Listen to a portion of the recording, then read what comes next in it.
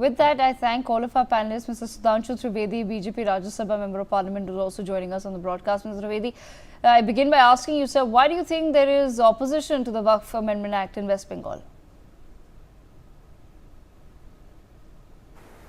केंद्र सरकार ने समस्त संवैधानिक प्रक्रियाओं को विधिवत पूर्ण करने के बाद यह कानून बनाया है।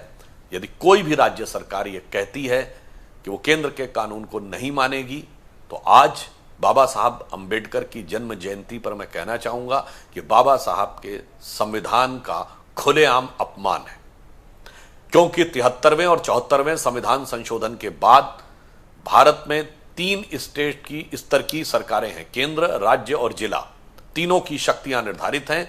कोई जिला पंचायत अपने राज्य की विधानसभा के कानून को मानने से मना नहीं कर सकती, उसी प्रकार कोई राज्य सरकार केंद्र के कानून को मानने से मना नहीं कर सकती। यदि कोई ये कहता है तो इसका मतलब वो संविधान का सीधे अपमान कर रहा है और ऐसे लोगों के हाथ में रहने से संविधान खतरे में है।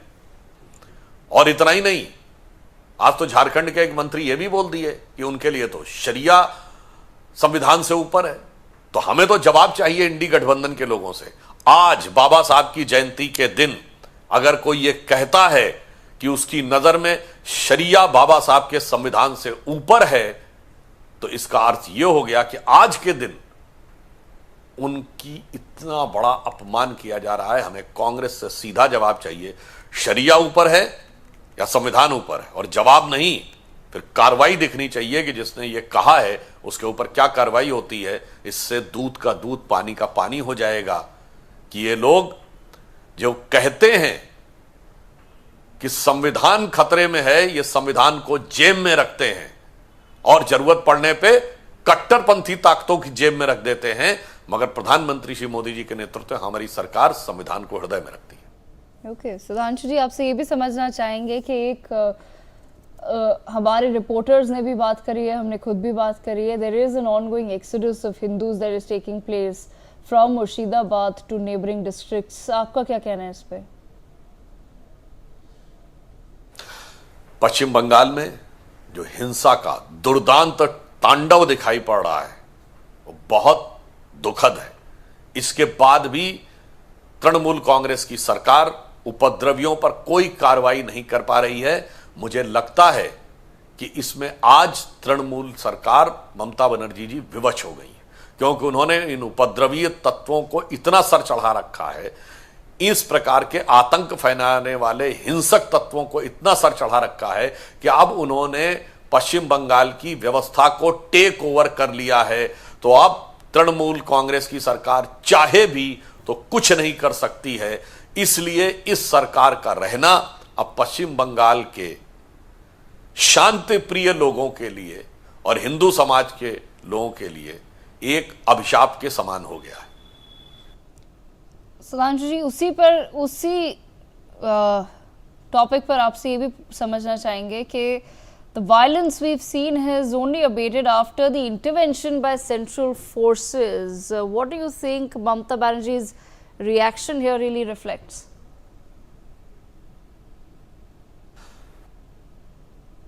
मुझे लगता है जब वो इस प्रकार की बात कहती हैं तो पिछले चुनाव में उनके रणनीतिकार भी बोले थे कि उनकी तो गिनती 30% से शुरू होती है। मेरा मानना है 30% जनसंख्या हो या 40% हो, आप किस प्रकार से उसे राष्ट्र की मुख्य धारा में लाने का प्रयास कर सकते हैं, यह प्रयास होना चाहिए, ना कि राष्ट्र की धारा को ध्वस्त करने का प्रयास।